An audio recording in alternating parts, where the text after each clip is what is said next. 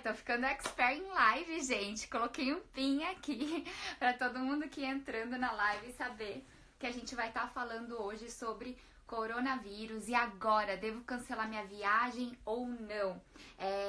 A gente tem visto que nas últimas semanas, esse tem sido um tema super falado, as pessoas ainda têm muitas dúvidas, né? Então a gente resolveu fazer essa live e até uma coincidência ela ter caído num dia onde tanta coisa aconteceu, né, em torno desse assunto na internet, na TV e tudo mais. Mas fico feliz que vocês estão aqui.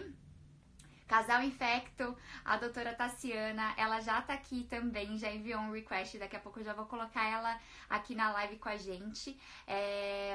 A doutora Tassiana, ela é médica infectologista pelo Unesp, ela tem mestrado lá também, então a gente quis trazer alguém que pudesse trazer informações confiáveis para vocês viajantes, porque às vezes a gente fica até meio perdido, né? Tanta informação que a gente vê.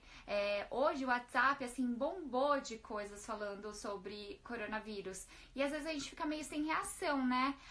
Até onde a gente absorve tudo aquilo como verdade ou não, né? Devo me preocupar muito ou não? A gente fica com muitas dúvidas. E a gente foi coletando várias das dúvidas que a gente recebeu de vocês, tanto no Live More Travel More, quanto no Viajar Verde, quanto no Viajantes Responsáveis. Lembrando que essa aqui é uma live do movimento Viajantes Responsáveis, que eu e a Ana do Viajar Verde criamos justamente para promover aí um turismo cada vez mais responsável, que cause o menor impacto negativo possível para as pessoas, para o meio ambiente, para todo mundo, né? Bom, então agora eu vou colocar aqui a doutora Tassiana para bater um papo com a gente. Ai, que delícia, gente. Amando ver o tanto de gente que tá aqui. Olá! Bem-vinda, doutora Tassiana! Tudo bem, gente? Beijo para todo mundo. Primeira Ai, live que eu tô fazendo, então não reparem, eu não sei nem muito bem como agir, como falar, onde eu olho, mas tudo bem, a gente vai tentar. fique em paz. Eu agradeço demais que você aceitou esse convite. Eu nem esperava, assim, que ia dar tão certo. Veio uma ideia, logo eu falei com vocês, né? Foi muito rápido de eu conhecer o perfil de vocês e já... Ai, peraí, vamos ver se a gente consegue fazer uma live, ajudar os viajantes. Pois é. Conta um pouquinho de você, do seu projeto também, Casal Infecto, pra galera ter aí. Tá. Bom, eu sou médica infectologista, sou formada, fiz a residência ali na Unesp, tenho mestrado também na parte de infecções em imunossuprimidos, transplantados. Eu faço pós-graduação em infecção de controle hospitalar. Atuo tanto no SUS quanto no particular, tanto em consultório, ambulatório. Meu marido também é infectologista, por isso que a gente tem esse Instagram, o Casal Infecto. E a gente acaba se auxiliando e ajudando o controle de infecção de 3 hospitais aqui da região também. E é isso, a gente tem 2 pequenininhas que vira e mexe aparecem nas nossas redes, então talvez, se vocês verem alguém gritando, alguém entrando aqui, pode ser uma delas, tá? Tudo bem, a gente super faz parte. E eu achei super legal até que vocês gravaram um vídeo, né, da pequenininha falando, explicando o que é o coronavírus. Achei muito maravilhoso. Dicas de como falar sobre isso com crianças, né? A Muito gente, maravilhoso. como os dois, né, a gente acaba entrando em contato com tudo que é tipo de agente, é comum, às vezes, até as pessoas na escola, amiguinhos e pessoas que convivem, perguntarem, questionarem a gente, porque, nossa, vocês têm 2 filhas pequenas, como vocês ficam surtados em relação a levar tudo para casa? Então, a gente acaba falando sempre para elas. Eu engravidei na residência, então minha filha cresceu no hospital, literalmente. Uhum. Ela já vivia dentro de hospital, então ela está super acostumada. E eu acho que a gente falar de uma maneira lúdica sobre esses temas e tudo mais é importante para eles, porque, querendo ou não, essa prevenção que eles também precisam fazer é fundamental, é muito importante. E aí a gente sempre leva na brincadeira, porque eu também não quero que ela fique assustada, né? A gente lida com coisas muito graves, mas não posso passar isso para ela. O que é coronavírus? De onde ele veio, doutora? Então, o que acontece? Coronavírus, na verdade, a gente fala de uma família de vírus, né? Chamado coronavírus. A gente já conhece isso há décadas. Eles já são conhecidos por estarem presentes em alguns animais, gatos, cachorros e tudo, e de vez em quando fazer alguns tipos de infecção, né?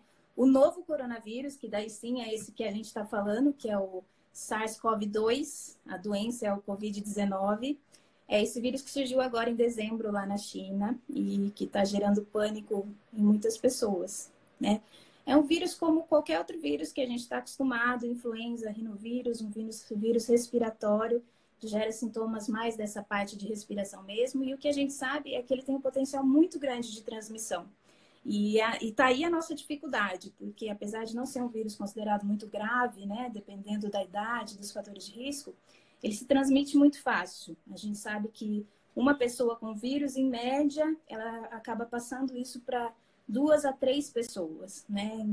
O influenza que a gente estava acostumada passava isso para 1, 1 e meia, né? 1 a 2 pessoas. Então, ele acaba transmitindo um pouco mais do que os outros vírus respiratórios que a gente está acostumado, mas também não é nada comparado com outros que a gente já conhece. O sarampo, por exemplo, uma pessoa transmite para 15, né? E é um vírus muito mais grave e gera bem mais complicações.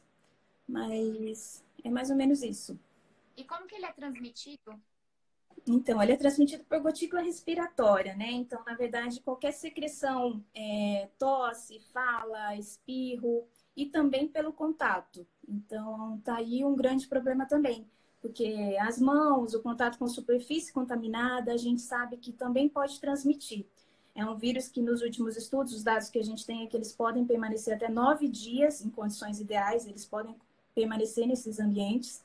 Então, a gente tem que ter um cuidado extra em relação ao isolamento de contato, não só a parte respiratória, né? Entendi. Tá. E quais os sintomas as pessoas costumam ter quando elas adquirem esse vírus?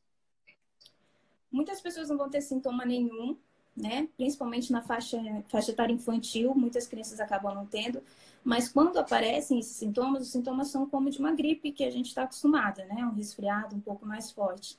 Então, seria febre, secreção nasal, dor de garganta, mal-estar, fraqueza, uma mialgia, uma dor muscular também. São sintomas bem inespecíficos que podem aparecer em vários outros quadros e outros vírus, né? Isso complica bastante, porque ao mesmo tempo que ele está circulando, vários outros vírus também estão circulando. Então, a gente tem essa dificuldade também em relação ao diagnóstico e contenção por causa disso, né? Mas basicamente são sintomas respiratórios. Entendi. E tem, assim, um risco maior para crianças? Pelo que eu entendi, crianças não, né? Mas idosos têm uma... Essa foi uma das coisas que esse vírus acabou surpreendendo muito a gente, né? A gente está acostumado que vírus em gerais atinjam mais os extremos de idade. Então, tanto os idosos, né? Quanto as crianças, os pequenininhos, os bebês recém-nascidos. Mas nesse vírus específico, isso não aconteceu, né? Os casos imensos são em relação a maiores de 60 anos, principalmente os casos graves, os óbitos aconteceram nessa faixa etária. E na faixa etária infantil, isso tem acontecido com menos números, com menor intensidade, menor gravidade, e a gente não tem relato de óbito, por exemplo, no mundo, nos mais de 125 mil casos que a gente já tem atualmente, a gente não tem relato de óbito em criança em abaixo de 10 anos, né? Isso para a gente é muito bom. Mas, claro, para a gente o que preocupa nesse momento? Os idosos, principalmente acima de 60 anos, pessoas que têm alguma doença cardíaca, né? Isso tem sido bem relevante. Alguns marcadores de gravidade são relacionados a alguns exames cardíacos na entrada do paciente. Pacientes que são diabéticos, pneumopatas, qualquer doença pulmonar, paciente que é imunossuprimido ou por quimioterapia ou por alguma doença que acaba gerando imunossupressão, com certeza são os grupos que a gente mais se preocupa, né? Por isso que nesse momento a nossa preocupação são eles, né? Porque o vírus não é algo tão grave em relação à potência dele, mas a gente tem que conter esse vírus nessa população, né? Essa é a nossa preocupação nesse momento. Entendi. Muita gente mandou perguntas sobre bebê, então é mais tranquilo, mesmo sendo bebezinho? Ou... Para criança, sim, né? nesse caso específico, os dados que a gente tem são que as crianças elas não manifestam casos graves, elas não têm o risco de óbito aumentado comparado com essas outras populações. Mas a gente não pode esquecer duas coisas. Primeiro, as crianças são carreadoras disso, elas transmitem, né? Então, as crianças, para fazer a etiqueta respiratória, para fazer essa higiene, a lavagem das mãos, é algo muito mais complicado. A criança lambe o chão se deixar. Então, como que você orienta isso? E daí, a criança, apesar de não manifestar um caso grave, ela pode passar isso para o avô, para as pessoas que cuidam dela, para as pessoas em casa, na rua. Então, também tem um cuidado extra. E a gente não pode esquecer que os outros vírus, principalmente a influenza, que está rodando também, aí sim as crianças são muito importantes. Porque a gente foca muito só no coronavírus e esquece todo o resto. Né? Então só pega idoso, então vamos não nos preocupar com criança. Não é assim também, né? Os outros vírus têm chance maior em crianças. Eu acho que não é motivo para a gente ter pânico, para a gente surtar, para a gente ficar neurótico, porque hoje em dia a gente lê na internet cada coisa absurda, né? Mas é algo que a gente precisa ficar atento, sim, que a gente precisa ter cuidado, né? Não é à toa que foi manifestado, que foi declarado pandemia. Quando a gente chega a declarar pandemia, né, que é algo que já acaba sendo transmitido nos 5 continentes no mesmo tempo e de maneira rápida, né? São medidas extremas que a gente faz para tentar conter isso. Então, não é um vírus que é um vírus simples, é um resfriado bobo, como qualquer outro que a gente está acostumado. É um vírus que a gente precisa ter atenção, porque apesar dele não ter uma letalidade que seja muito relevante em relação quando você pega todos os números totais, né? Por exemplo, hoje mundial, 125 mil casos, 4.600 óbitos. Muitos já se recuperaram, isso é ótimo para a gente. Mas quando você passa isso para a faixa etária de idosos e com comorbidades, isso acaba sendo relevante, chega em torno de 15%, né? A chance de óbito desses.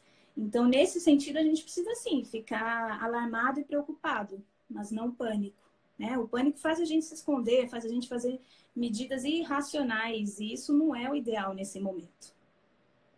Tá, muito bom. Acho que é legal a gente... Tá me ouvindo? Tô. Ah, legal. Acho que é legal a gente trazer esse ponto, né? Porque cada pessoa acaba agindo de uma maneira, interpreta as coisas de uma maneira. Quando que uma pessoa que teve alguns sintomas aí, ela deve procurar um hospital? Porque a gente fica até preocupado. Será que vai ter superlotação de hospitais, por exemplo? Nesse momento é uma grande preocupação, na verdade, né? Porque o que acontece?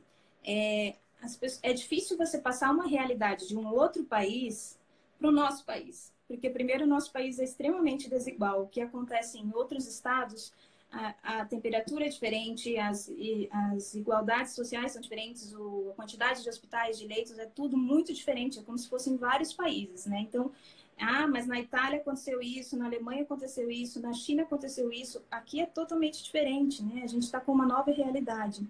Nesse momento que a gente tem, são 81 casos no Brasil.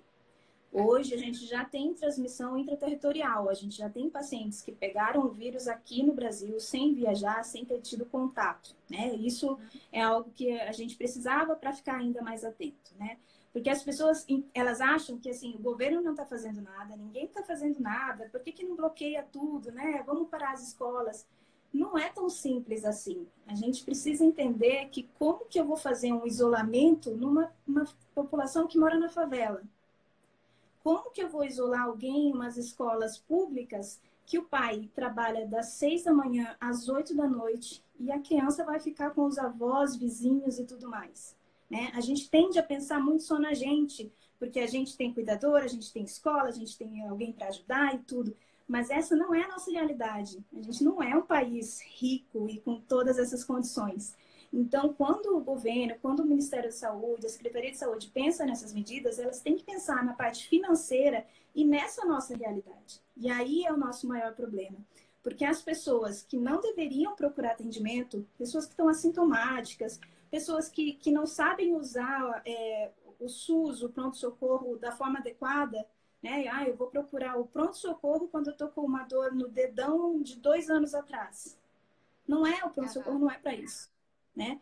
Então, nesse sentido, a gente pode sim ter superlotação, porque a transmissão é muito rápida, os casos vão aumentar, esses próximos dias os casos vão aumentar muito, muito, muito. Então, a gente precisa ter isso. A nossa preocupação é exatamente essa, a gente não ter quantidade de leito e hospital e UTI para os casos graves, porque a quantidade de pessoas é muito grande.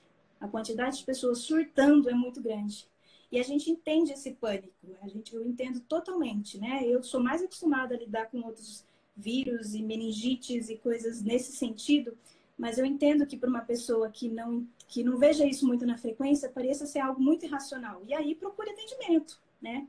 Nesse momento que seria interessante, se a pessoa tem esses fatores de riscos que eu falei em relação à idade, comorbidade, e ela está com sintoma respiratório, ela tem história de contato, ela viajou, é interessante que procure ou pelo menos o seu médico, né? Ou que vá atrás do hospital para ser avaliado, porque ser avaliado sozinho é muito difícil nessa situação. Nos demais, se o sintoma é leve, se é uma pessoa jovem, uma faixa etária de 20, 30 anos, e ela está com sintomas leves, a chance de ser outro vírus é muito maior ainda nesse momento. Você acha que algumas pessoas que estão fazendo alguma coisa de rotina, às vezes devem deixar para depois, então? Eu acho que sim, Eu acredito que nesses próximos dias a chance de as cirurgias eletivas e casos de ambulatórios que são mais tranquilos e tudo mais acabem sendo adiados é grande. E faz muito sentido, né? Porque a gente precisa conter esse vírus. É algo que a gente sabe que vai acontecer. Os casos terem acontecido em outros países servem como guia para a gente, né? A gente ainda não sabe como esse vírus vai se comportar no nosso país, mas a gente tem uma ideia dessa evolução. Então, a gente vai precisar de leitos, a gente vai precisar disso. Então, acredito que nos próximos dias isso vai acontecer sim. Entendi. E acha que é interessante também a gente evitar ficar em alguns ambientes públicos, participar de eventos com muita gente, pegar de repente metrô, tá no aeroporto? O que você acha sobre isso? Essas pessoas que são grupo de risco, acho que devem evitar, com certeza. Aglomerações, shows e tudo mais. O que puder, o que não for essencial, acredito que seja relevante. Não é que você precisa realmente estar em casa e ficar no seu quarto sem ter contato com mais nada. Mas quanto menor a chance de você se expor à quantidade de pessoas em volta, isso é melhor, né? Porque a gente tem outros hábitos que pode ajudar. Você pode ir para um lugar, você vai para o supermercado, você vai fazer suas compras e tudo mais, mas sempre tentando ficar essa distância de 1, 2 metros das outras pessoas, usando muito álcool gel, lavando a mão toda hora, etiqueta respiratória, né? Eu falo disso sempre, né? Para mim é uma coisa muito estranha, porque o que acontece? A gente infectologista está acostumada a falar sobre isso desde sempre. Sim. E talvez o vírus sirva para uma coisa nesse sentido, que as pessoas realmente acordem para entender o quanto isso é importante, né? O quanto você lavar a mão adequadamente, o quanto você usar álcool gel, o quanto você, na hora que for tossir ou com lencinho descartável, ou tossir na sua fossa cubital, né, aqui na região do cotovelo, o quanto isso é fundamental e previne vários outros vírus, né? A gente costuma falar que nós dois aqui em casa, a gente tem contato com vírus e bactéria toda hora, mas esse tipo de vírus a gente acaba não trazendo, né? Não só por sorte, mas também por esse tipo de cuidado. A gente já trabalha nesse meio desde 2013 e toda hora é exposto. Minhas filhas nunca usaram antibiótico, mesmo com toda essa exposição que a gente atende, porque a gente está ali na frente, né, na batalha. E, então, essas medidas são fundamentais. E isso eu estou vendo que, por um lado, vai ser bom em relação ao vírus. Não é para ficar faltando álcool gel, não é para ficar faltando máscara. Isso é o que me deixa apavorada, né? Mas esse cuidado de higiene vai ser importante. E esse vírus vai passar. A gente vai enfrentar outros vírus. Isso vai acontecer sempre. Outros vírus virão, talvez mais graves, talvez mais a menos, e é um ciclo desde sempre. Então, a gente precisa estar preparado, não só nessa situação. Porque uma coisa que as pessoas esquecem muito é ter essas medidas agora, vamos isolar, vamos usar máscara e tudo mais, mas esquecem dos cuidados básicos. Quem tem diabetes tem que estar com a diabetes controlada. Quem tem obesidade mórbida precisa estar controlado isso. Se eu sou pneumopata, se eu fumo, olha que época ótima para parar de fumar, né? Muitos dos casos que aconteceram em Itália, Japão, China, Coreia, eram pacientes que eram fumantes, porque você tem lesão no pulmão a partir do momento que você fuma. Então, esse momento é super importante. Vamos melhorar esses hábitos também. Quanto mais hábito de vida saudável, de dormir, de higiene e de limpeza, e de melhorar nossas doenças crônicas, porque as pessoas se preocupam muito mais com o Botox e como elas vão estar expostas na rua do que com a doença crônica que ela tem, né? E isso também é importante para o coronavírus, porque uma pessoa pode ter 70 anos, mas ela pode ter o sistema imune e a resposta dela de uma pessoa muito mais jovem. Porque ela pode fazer atividade física, ela pode se alimentar bem, ela pode estar com as doenças todas controladas, e isso é muito bom, né? Nossa, é verdade. E sobre prevenção, como que a gente pode prevenir isso? Então, a gente tem que criar esse hábito de estar lavando aí as mãos com frequência, de repente chegou de um lugar, sei lá, chegar do trabalho, chega em casa, a primeira coisa, lava a mão. Como que é isso? Conta um pouquinho pra gente. A gente precisa aprender como lavar, como fazer isso também, né? Porque o que acontece? A lavagem de mãos não é só jogar água na sua mão. A gente precisa lavar pelo menos 20 segundos isso, né? Alguns lugares até colocam mais. Então, a gente precisa lavar direito, antes e depois. As superfícies são contaminadas. Quando eu vou para um hospital, quando eu vou para um ambiente com muitas pessoas, eu pego em maçaneta, eu pego em metrô e tudo mais, ali tem vírus, ali tem bactérias e ali tem tudo mais. Quantas vezes alguém limpa o celular antes desse coronavírus? Quantas vezes alguém passava álcool e limpava realmente isso? Quantos vírus e bactérias tem nesse ambiente? Então, esse tipo de situação tem que acontecer sempre. O álcool gel, que foi mal discutido, uma outra coisa que atrapalha muito a gente são essas fake news. Todo mundo recebeu vídeo falando sobre o vinagre, né? Isso não faz sentido nenhum. O álcool gel é extremamente eficaz, acima de 65%, 70%. Então, a gente precisa entender que o álcool gel, quando a gente usa, ele é em gel para que isso fique aderente. O gel em líquido, ele passa e ele não tem o tempo suficiente para fazer o efeito que ele precisa para matar esses vírus. Quando a gente usa ele em gel, isso é mantido por mais tempo, né? Por exemplo, se eu passo o álcool gel na minha mão e logo depois eu lavo, eu estou perdendo o efeito do álcool gel. Porque o lance dele ser gel é exatamente ele ficar mais tempo na minha mão e conseguir fazer o efeito dele. O álcool líquido pode ser usado para superfície, para limpar o material de higiene, celular, computador, as mesas e tudo. Mas na mão precisa ser o álcool gel. O ideal é que a gente sempre intercale lavagem, álcool gel, porque se a gente só usa o álcool gel também, a gente vai acabar deixando a nossa mão áspera e tudo mais, né? Mas suscetível até a cortes, então isso também não é bom. Lavagem de mãos com álcool gel é a principal. E aí, essa etiqueta respiratória, manter essa distância entre as pessoas. Agora é hora de a gente se distanciar um pouco dos abraços e beijos, infelizmente. Mas é uma medida que acaba sendo importante também, a gente cumprimente mais distância. Eu fui essa semana no médico com a minha filha, a médica não quis me cumprimentar. Eu falei, tudo bem, eu entendo a sua situação, eu entendo isso. Mas acaba sendo algumas medidas que a gente vai tendo que ir fazendo também, né? O pessoal de China, Japão e Coreia, eles são mais fechados nesse sentido, cumprimentam só com a cabeça. Isso, nesse momento, como a quantidade de vírus que está circulando é muito grande, os casos são muitos, a gente precisa conter um pouco também. Então, acaba sendo importante.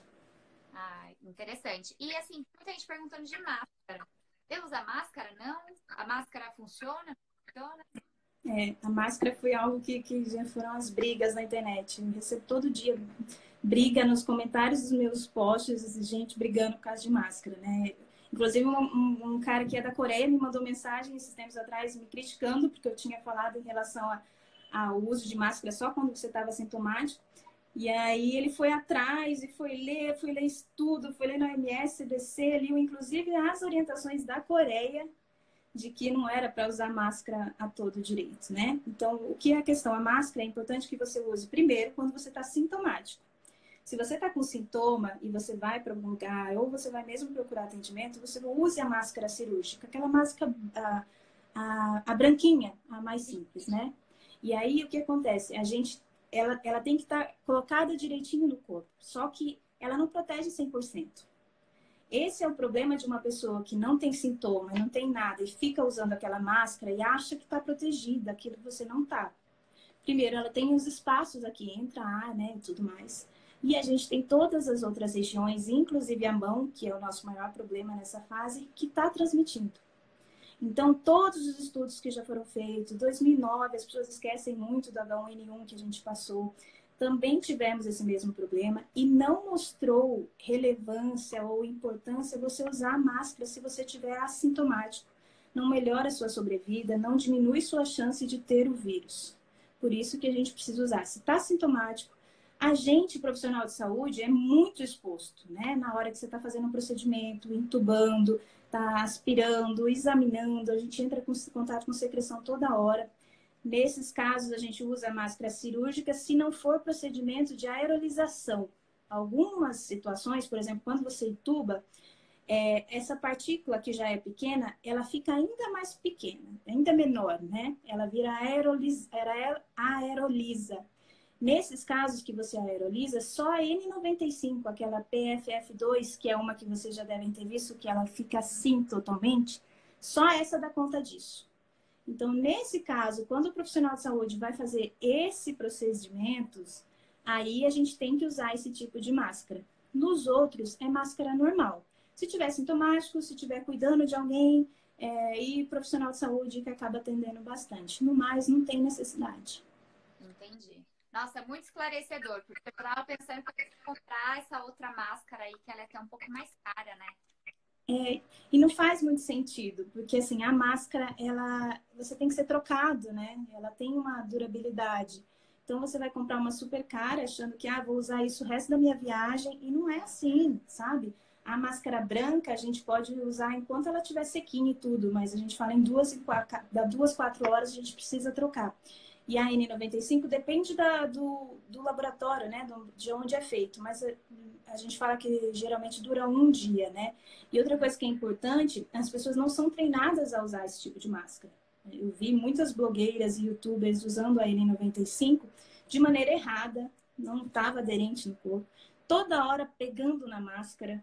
Como que você está se protegendo de um vírus que está circulando por aí, achando que você está com máscara e você está pegando na máscara? Não tem como, você entendeu? Por isso que caso você decida, é uma opção sua usar máscara, sem problemas nenhum. Você primeiro tem que entender como que você usa, então leia na internet, nos sites do Ministério da Saúde tem lá explicando direitinho como você deve usar, as etiquetas e tudo mais. E você tem que ter a responsabilidade de entender que nesse momento pode ser que pessoas que realmente precisem de máscara cheguem a ter falta delas, né? Porque a gente tem que entender o coronavírus como um problema de saúde pública e saúde mundial, não só da sua saúde, da sua família, na sua casa. Então, não tem jeito. A vontade, é claro, que todo mundo tivesse tudo lindo, tudo maravilhoso, e máscaras para usar em todo o ambiente. Mas isso não é possível numa realidade que a gente vive. Entendi. E tem vacina? Tem expectativa de uma vacina? Tem muito estudo sendo feito. Muito, muito, muito estudo, mas a gente ainda não tem nenhuma previsão. Eu não posso te falar uma data, 3, 4 meses, 2 meses, porque eu vou estar mentindo, criando falsas expectativas. Mas tem muito estudo sendo feito, inclusive em tratamentos. Muitas medicações em estudo já foram feitas e já tiveram uma boa resposta, mas não é tão simples assim eu passar isso para as pessoas e desenvolver esse cuidado para todo mundo, né? Então, leva um certo tempo para a gente usar uma medicação nova ou uma vacina nova, né? E nesse sentido, a gente tem que ter paciência, tem que esperar mesmo. E tem algum... para curar isso? Quais seriam as recomendações, por enquanto? Porque, assim, a gente tem que entender outra coisa também. Não existe cura esterilizante nesse momento. O que é cura esterilizante? Eu não consigo garantir que uma pessoa que teve o coronavírus realmente está curada para o resto da vida e nunca mais vai ter. Isso a gente ainda não consegue dizer. Cura esterilizante. Mas a gente fala em cura clínica, né? Cura laboratorial. A pessoa teve a cura, teve o vírus, se recuperou dos sintomas, fez todos os exames e está tudo negativo e recebe a alta para casa para a vida normal. Nesse sentido, o coronavírus tem cura, sim, cura clínica, né? E aí, muitos casos já se recuperaram. Muitos. Mais ou menos metade dos casos atuais já tiveram essa recuperação documentada, fora os outros que já devem ter se recuperado, mas que ainda não foram notificados como isso, né? Os cuidados são como de qualquer outro vírus. A gente acaba cuidando com os que são graves nos hospitais, dependendo Muito, se tiver precisando de oxigênio, a gente entuba, a gente promove esse oxigênio de outras formas, a gente faz medicações sintomáticas para controle, nebulizações e tudo. São controles que a gente faz para algumas doenças que a gente não tem medicação específica. A gente controla apenas as gravidades e as complicações que elas podem trazer. Muitos podem ter pneumonia bacteriana por cima disso, né? E aí sim é o caso de entrar com antibiótico. Mas o Tamiflu ou Oseltamivir, que é a medicação que a gente usa para influenza, já foi vista que não tem efeito, né? Então, hoje não existe medicação específica garantida que cure. A cura clínica que tem acontecido é resposta do próprio corpo. Mas tem, assim, de repente, alguma recomendação para, sei lá, alguém que tá meio que na dúvida, ai, será que eu tô com uma coisinha hoje? Não sei se eu tenho ainda, não tá nada grave. Tem alguma coisa que de repente pode fazer? Tomar uma vitamina, eu não sei, para tentar ajudar? Nada. Vitamina C, vitamina D, própolis, shot de imunidade, suco de abacate, nada, nada. Tudo isso já foi estudado, tudo isso não tem efeito de verdade, assim, né? O que pode acontecer no caso é que a pessoa, na verdade, não tivesse coronavírus, ela tivesse a influenza, e aí sim, nesse caso, tomar o oseltamivir vai te curar, né? Mas é só nessa situação específica. Em relação ao coronavírus mesmo, não. Então, são cuidados gerais e sintomáticos. Por isso que se a pessoa tiver com sintoma leve e ela não tiver fator de risco, ficar na casa, ver como isso vai evoluir, ligar para um serviço de saúde para entender se o caso dela precisa ou não de atendimento, é mais interessante do que você ficar se expondo no hospital, né? Outra coisa que é muito legal também, o Ministério da Saúde fez um aplicativo, chama Coronavírus SUS, se eu não me engano, você baixa lá, tem todas as plataformas, e lá você coloca seus sintomas, sua idade, se você teve contato, se você não teve contato, e aí ele já fala, olha, seu caso não é preocupante, então você não precisa correr, ou ele fala, não, você tem que ter atenção, tem que procurar atendimento, e ele já mostra qual é a unidade mais próxima de você. Esse aplicativo também é algo bem legal. Super legal. Sim. Tá. E nos aeroportos, como que tá a questão de prevenção? Tem alguns que estão com equipamento lá para medir temperatura do corpo, né? O que mais? Isso era uma medida que estava sendo feita logo no começo dos casos, porque a ideia era que se a pessoa tivesse febril, tivesse com sintomas, a gente contesse isso, né? Não deixasse ela ir e tudo mais. Só que com a evolução do vírus, porque é um vírus novo, então ainda tem muita coisa para se descobrir, para se entender, foi visto que mesmo já, ou no comecinho dos sintomas, às vezes nem tinha febre, ou às vezes até na fase assintomática, que você já tem o vírus, mas você ainda está sem sintomas, existia um risco, que é menor, claro, mas de transmitir também. Então, esse tipo de contenção não fazia muito sentido, né? Isso também não é opinião de um especialista, porque alguém disse, minha mãe disse, o papa disse. Foi tudo feito em relação a dados, foi tudo feito em estudo, em tudo medicina científica, baseada em evidência científica, né? As pessoas precisam entender isso. Ah, mas porque eu acho que teria que ser assim. Tudo bem, é a sua opinião, a gente respeita, eu posso achar algo diferente e os estudos podem achar algo diferente ainda. Então, a gente vai respeitar os estudos, com certeza. E aí, nesse sentido, não foi visto benefício, né? Então, os aeroportos, o que eles fazem, a grande maioria, tirando os países onde estão em restrição mesmo, são orientações de procurar o atendimento nos sintomas. Então, cartazes explicando, orientando quais são os sintomas, se você realmente está nesse grupo de risco, procure atendimento, que se você voltou de uma região de muito risco, você tente ficar mais em casa, evitando aglomeração, o quanto for possível, evitar fazer essa quarentena aí, né, esse isolamento em casa, é mais nesse sentido de orientação e cartazes que tem sido feito. Sim. E tem alguns lugares no mundo que a gente está vendo um pouco, né? Tem alguns lugares que, de repente, é aconselhável que as pessoas cancelem viagens que elas tenham? Isso de decidir viajar ou não é algo muito difícil de se falar. Então, assim, primeiro, a pessoa que está decidindo viajar, ela precisa entender muito bem o risco e benefício que ela tem, né? Então, assim, eu sou uma pessoa de 20 anos, eu estou indo sozinha para fazer um mochilão na América do Sul. você não está no grupo de risco, você não está indo para um país que está tendo restrição. Então, assim, o risco-benefício é a sua escolha, né? Agora, existem países que sim, já existe orientação muito certa de que você não deve ir se realmente não for muito necessário. Então, por exemplo, Itália, Coreia, China são os mais relevantes, a gente não deve ir mesmo. E alguns outros, eu estava até vendo aqui, eu deixei anotado, fora esses, né? Atualmente os países com mais casos são China, Itália, Irã, Coreia, depois vem França, Espanha, Alemanha e Estados Unidos. Nesses países específicos, é interessante, os primeiros não ir de forma alguma, nos outros você balancear isso. Se for fator de risco, se você tiver comorbidade, não vá.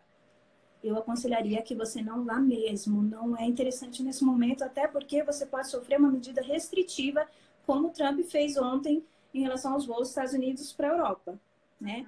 Eu tenho uma viagem marcada agora para abril e é muito provável que eu cancele, porque eu já decidi que, por exemplo, a minha mãe, que já tem um pouco mais de idade, é diabética, ela não vai. E o meu medo em si não é nem tanto o vírus, né? A complicação dele, porque eu não sou um grupo de risco e tudo mais. Mas são essas medidas restritivas, porque eu posso ir para um país e não saber o que vai ser feito lá, né? Não sei como o sistema de saúde vai agir comigo lá. E eu não sei se essa medida restritiva vai me atrapalhar para voltar. Então, eu acho que você precisa fazer muito esse risco-benefício, porque eu entendo uma pessoa que está lá pagando há 2 anos uma viagem, fala, poxa, eu não acredito justo agora isso acontecer. Eu entendo, é angustiante mesmo, mas não tem dinheiro que pague essa saúde, né? Então, isso não vale a pena se for nesses países. Se você não tiver fator de risco e for em países que não estão tendo muitos casos, é uma opção sua, um risco-benefício seu.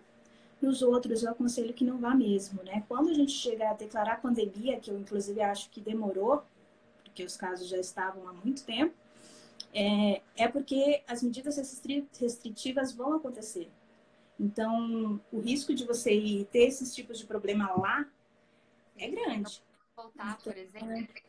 sim. Imagina que os Estados Unidos é um lugar super caro, o dólar é R$ 5, e de repente você não consegue ir e tem que se manter lá por muito mais tempo. E tem, inclusive... Né? Lá não tem custo da vida. Sim, e tem inclusive o lance de você estar indo para fazer turismo, né? Não trabalho e tudo. E aí, por exemplo, hoje a Disney Califórnia já anunciou que fechou as atividades até nos próximos dias. Itália já está com vários dos monumentos e tudo mais, já não estão atendendo faz tempo. Nova York já anunciou hoje também que eventos com mais de 500 pessoas foram todos bloqueados. França, por exemplo, a Torre, eu sei que estava só aceitando cartão de crédito para evitar o contato com o dinheiro, esse tipo de situação também. Então, são medidas extremas mesmo. A gente não está mais numa situação tão tranquila quanto era antes.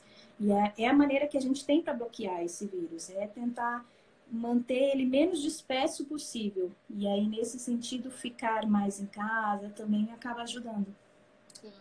É uma dúvida que me surgiu aqui.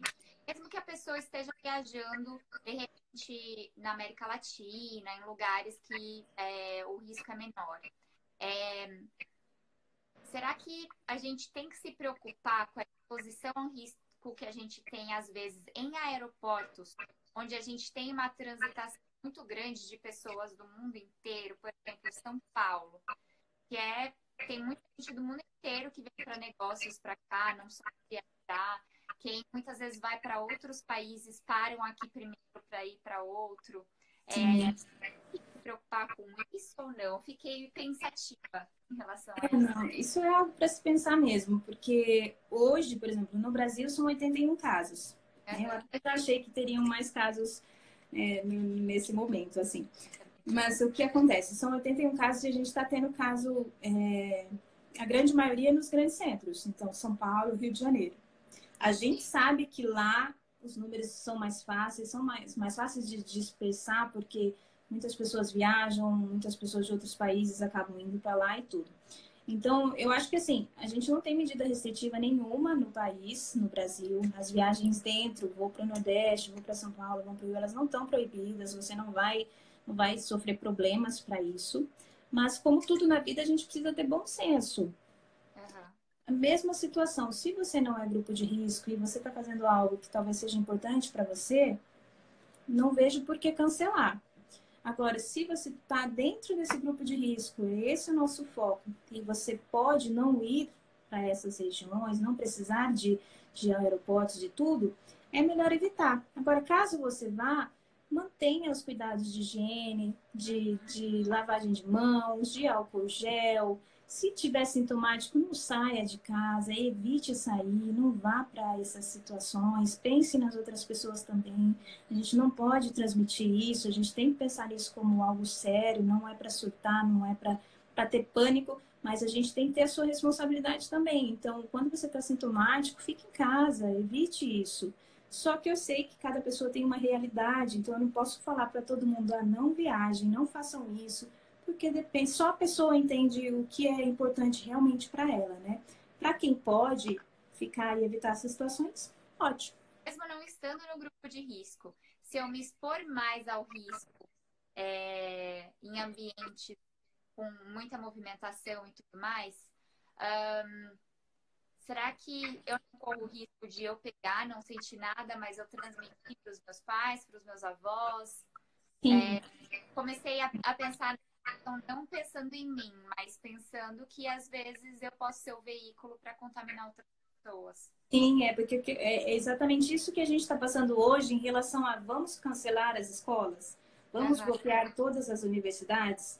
Realmente isso é uma medida que acaba sendo eficaz, né? Mas a gente acaba tendo só quando está muito extremo mesmo, porque não é algo simples. Envolve parte financeira, envolve economia, envolve toda a dificuldade que a pessoa tem para fazer isso em casa, né?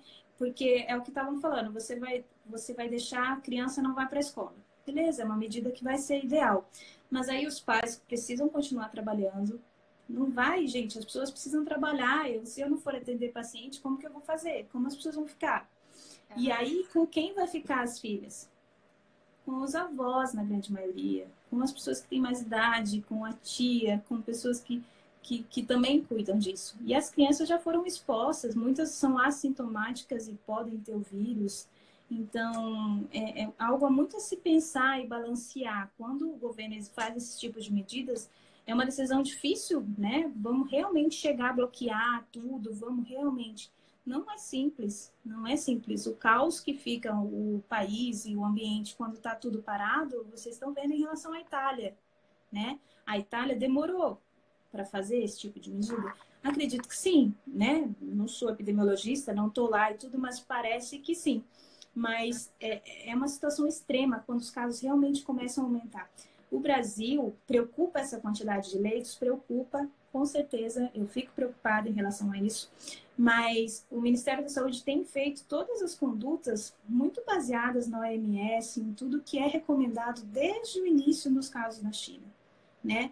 Não é coisa da cabeça do ministro da Saúde, da cabeça do infectologista que está lá, não. Foi tudo muito baseado. Então, assim, eles estão tentando fazer para conter isso. Vai chegar num dia que a gente provavelmente vai ter que fazer essas contenções? Acredito que sim. O número de casos vai aumentar muito nesses próximos dias. A gente espera isso, a gente já esperava isso. Então, é provável que daqui a uns dias essas medidas extremas de contenção, de isolamento, de parar as atividades extras, grandes eventos, vão ser bloqueados também no Brasil. Mas eu não tenho como afirmar 100% que o vírus vai se comportar aqui como ele se comportou na Itália. Porque ele pode se comportar em outros países que ele foi mais tranquilo, não foi tão rápido, né? Quando o epidemiologista avalia isso, ele avalia vários fatores. Quantidade de pessoas, clima, pessoas vivendo nessas regiões, potência do vírus. Então, não é tão simples falar, porque os Estados Unidos fez isso, então vamos fazer isso. Nossa realidade não é a mesma. Sim. Né? E o Brasil está preparado para lidar com isso? Nesse sentido, em relação às medidas de prevenção, eu acredito que sim.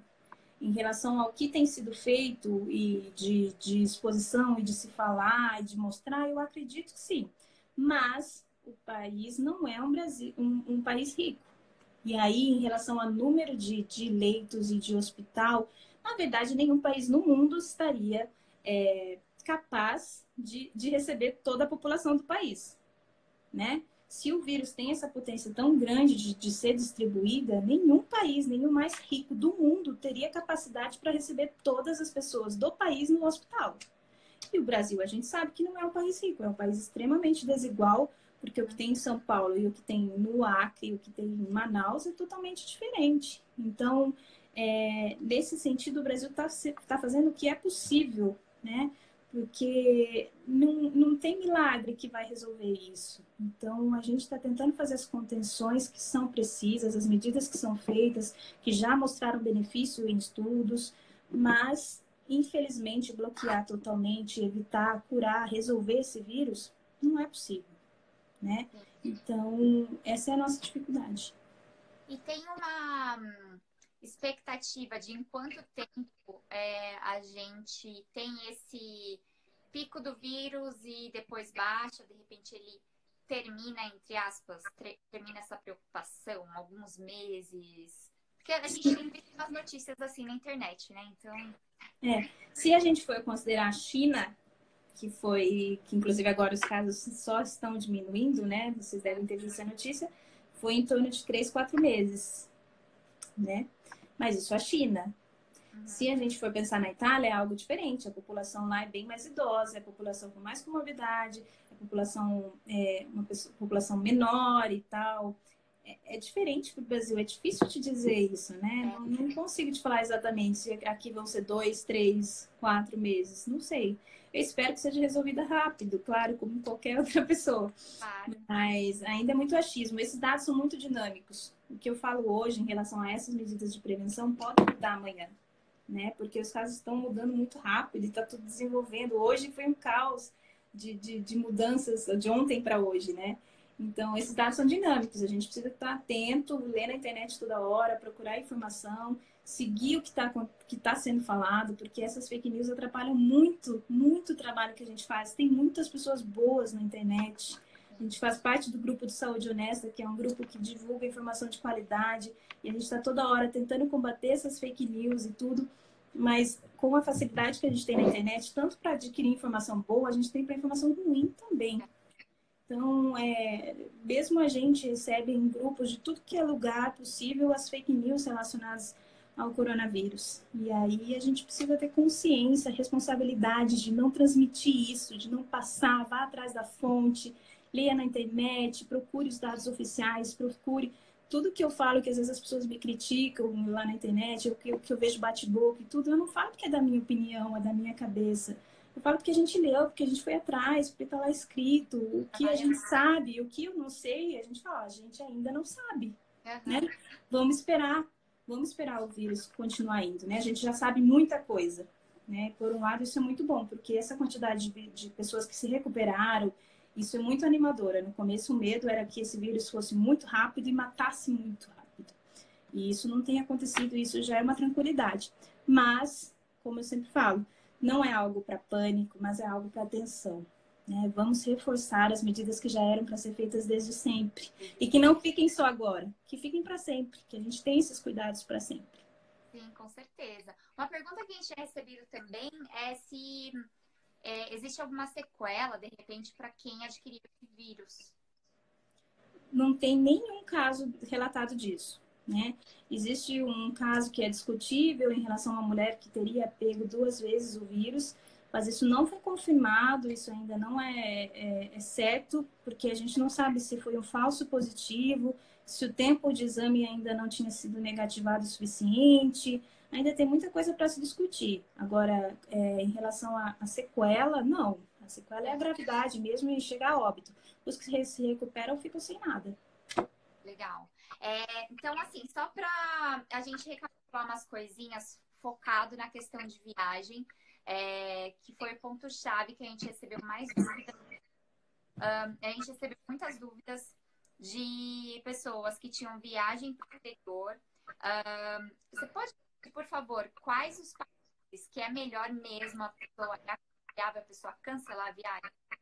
Com certeza é China, Itália, Irã e Coreia. Tá, legal, gente, anotem aí. Esses de forma alguma. Os outros que a gente tem que ficar com o pé atrás, né? Pensar muito bem de ir ou não ir. França, Alemanha, Espanha, Estados Unidos. Tá. A gente tem recebido perguntas sobre Estados Unidos, França. Também recebemos de Amsterdã, Londres, Suíça, na Europa. Eles não têm casos que são super preocupantes ainda, né? Isso ainda é o que eu falo, a gente sempre é dinâmico. Mas, querendo ou não, por exemplo, Amsterdã e tudo, a região que está ali na União Europeia, você pode ter esse problema de restrição, né? Em relação à gravidade do vírus, é o que eu falo, não é algo preocupante nesse momento. Hoje, nesse momento, você viajar para essas regiões. Mas você precisa ficar atento com essa dinâmica do vírus, porque caso isso comece a aumentar muito, primeiro, o país pode bloquear a nossa ida, porque o Brasil aumentando muito os casos, se isso vai acontecer, a gente espera que isso aconteça, alguns países também façam restrição para a gente ir. Então, talvez a gente tenha esse momento também. E os outros, de você ir para lá e depois estar numa medida restritiva e você não conseguir voltar, né?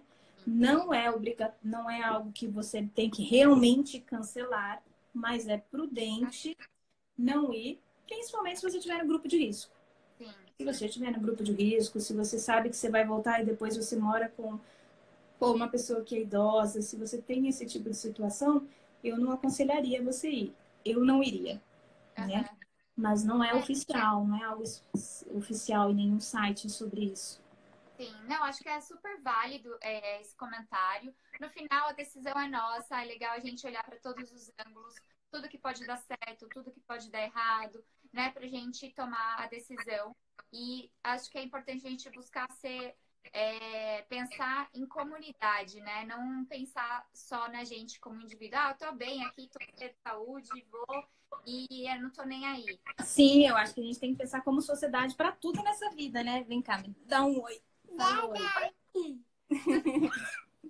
Dá um oi. Vai pra lá. Corre lá. No caso de viagens na América do Sul e Brasil, por enquanto, ok. Mas, de repente, se estiver no grupo de risco, seria aconselhável evitar aeroportos? Isso posso afirmar ou não? Sim, sim, sim. É o que eu falo, oficialmente não tem restrição para esses ambientes ainda. América do Sul, Brasil e tudo. Então, não é algo oficial que vai te trazer um problema e acredito que não vai chegar a ser restritivo isso, pelo menos agora, das próximas semanas. Mas é o bom senso que a gente está falando, pensando nas outras pessoas também, né? Então, tentar não transmitir isso e aumentar essa quantidade de números para todos os outros países é algo que precisa ser pensado também, né? Porque por mais que você vá para um país que tem poucos casos, se você estiver levando vírus, você pode ser o desencadeador de caos lá. Né? Porque você pode estar super tranquilo, mas você pode ter passado por uma senhora idosa. Então, é bom senso, bom senso. Se você quer isso, eu sei que é algo muito importante para você. Se você não é de fator de risco, é uma opção sua. Tudo bem, você não está tudo. Mas é bom senso que você evite nessas situações que eu falei. Eu vi o pessoal perguntando ali, eu não consegui ler muitas perguntas, mas em relação à gravidez, a gravidez para esse vírus específico, ela não tem um risco maior do que as outras populações, né? Os estudos que foram feitos nos casos em gravidez não comprovaram passagem para o bebê, não geraram gravidade para a criança nem para a mãe, diferente de outros vírus. Esse vírus é algo muito novo para a gente nesse sentido. A gente está acostumado que grávidas e crianças sejam fatores de risco, mas para esse vírus específico, ele não é relevante para uma gravidez. Agora, a grávida tem que estar atenta para os outros vírus, para todas as outras situações que estão acontecendo. Hoje eu atendi 3 casos muito prováveis de dengue. Dengue está surtando por aí, muito mais que coronavírus. Então, a gente precisa ficar atento a isso, mas não esquecer dos outros. Total. Tem muita gente perguntando aqui sobre alguns casos de alergia, bronquite. Essas pessoas são enquadradas no grupo de risco, além dos idosos? Não. A alergia só por si, bronquite só por si, não. Agora, se vocês têm um caso mais grave disso, uma asma grave, tudo, você precisa fazer uso crônico de corticoide. Você não é um super grupo de risco como os outros, né? Como uma pessoa diabética, com pressão alta, uma pessoa que já infartou. Mas é um cuidado maior do que a população geral. Agora, só rinite, sinusite, bronquite, essas coisas leves não aumenta seu risco, não. Tá. Então, só para recapitular, as pessoas de risco são pessoas idosas que já tiveram infarto. Desculpa. Sim, qualquer problema cardíaco, desde pressão alta, infarto prévio, angina, arritmias e tudo mais, esse tipo de população. Os pneumopatas, que daí são os pneumopatas importantes, principalmente os que têm asma grave, os que têm alguma doença pulmonar de enfisema, tabagismo, esse tipo de situação. Diabéticos, e aí os outros imunossuprimidos. Então, transplantado, que está numa fase inicial, pacientes que fazem quimioterapia no pico da quimioterapia, nesse sentido. Em relação ao HIV, que também perguntaram ali, o HIV é muito dependente do CD4, né, da sua célula de defesa. Se você está com CD4 estável, se você está com a carga viral indetectável, o seu risco é igual como de qualquer outra pessoa, tá? HIV em si não aumenta seu risco, aumenta caso você tenha AIDS mesmo, você tem um CD4 muito baixo, aí você tem uma imunossupressão importante. Senão, você vai pegar as mesmas infecções que qualquer outra pessoa. Sim, interessante. Nossa, doutora, tô assim, extremamente grata com a sua participação. Pessoal, por favor, sigam a doutora Tassiana lá no Casal Infecto. Ela tá colocando muitas informações relevantes lá diariamente. Eu tô amando, eu conheci há pouco tempo o perfil dela, mas estou me informando demais. Então, doutora, gratidão demais por ter participado. Obrigada, gente. Obrigada mesmo. Foi um prazer conversar com vocês. Queria poder ficar falando muito mais, mas o nosso tempo é super, super restrito. Sempre que dá, eu tento responder as mensagens lá. Eu fico angustiada quando alguém me manda e eu não consigo responder.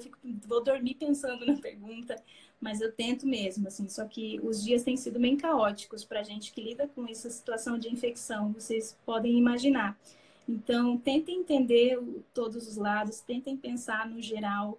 Não divulguem situações, não divulguem fake news, confiem nas suas fontes, confiem nos órgãos oficiais, entendam isso, porque ninguém está aqui. A pessoa não vai falar algo que seja ruim, porque envolve ela também, envolve a família dela, envolve todo mundo, mesmo a pessoa mais egoísta do mundo, ela tem que pensar na família também. Então, ela vai fazer medidas gerais, tá bom? Ó, deixa eu dar o Danilo quer dar um oi para vocês, rapidinho. Oi, gente. Olá. Tudo bem? Só a metade que falta. Ele estava ajudando com as crianças enquanto eu estava aqui. Mas o casal infecto somos nós. Muito bom. No final, antes que eu esqueça, tem algum site confiável onde as pessoas podem colocar essas informações, porque as coisas estão mudando todo dia, né? Então, se alguém quiser encontrar informações confiáveis em algum site, em que site eles deveriam entrar? Os mais importantes são a Organização Mundial de Saúde, mas é claro que a maioria dos dados são em inglês, então é difícil para quem não fala inglês. O CDC, que é dos Estados Unidos, acaba falando muito dado geral, a gente confia muito nisso. E o Ministério da Saúde, né? Fora isso, a gente tem outros canais de Instagram, o Flávio Pediatra é um que está falando disso a toda hora, desde o começo também. Alguns canais de Instagram de redes confiáveis, mas essas oficiais, principalmente o próprio Ministério da Saúde, são onde vocês vão encontrar as maiores seguranças. Confiem nesses dados. Perfeito. Obrigada. Antes tá bom? Vou dar um recadinho rapidinho. Semana que vem, a gente vai ter, na quinta-feira, às 20 horas, como sempre, uma outra live do Movimento Viajantes Responsáveis, lá no Instagram da no Viajar Verde. Ela vai estar falando sobre viagens veganas com a Juliana Molina, que é do Vegan for You. E também lembrar vocês de participarem aí do Desafio Viajantes Responsáveis. A gente criou esse movimento para incentivar cada vez mais pessoas a compartilhar informações úteis relacionadas ao turismo, como praticar um turismo responsável. E a gente trouxe esse tema porque a gente tem que ter responsabilidade também com a nossa questão de saúde, né? Com certeza. Viajar, então foi super legal. Quem quiser participar, a gente tem até o apoio da Columbia Brasil, que é uma marca aí de roupas, equipamentos de viagem, né? Que é maravilhosa, com produtos super duráveis. Ela tá ajudando a gente nesse projeto. Obrigada, Cúmbia. Então, galera, façam um post aí com alguma informação super útil que você acha que todo mundo ao seu redor devia ter. Marquem a gente, @viajantes responsáveis, #viajantes responsáveis para participar. Vamos junto com a gente. Informação é essencial. Parabéns pelo trabalho, viu? A gente só aceitou fazer a live porque era com vocês. O que vocês fazem também é muito sensacional, tá bom? Ai, Precisando, estamos aí.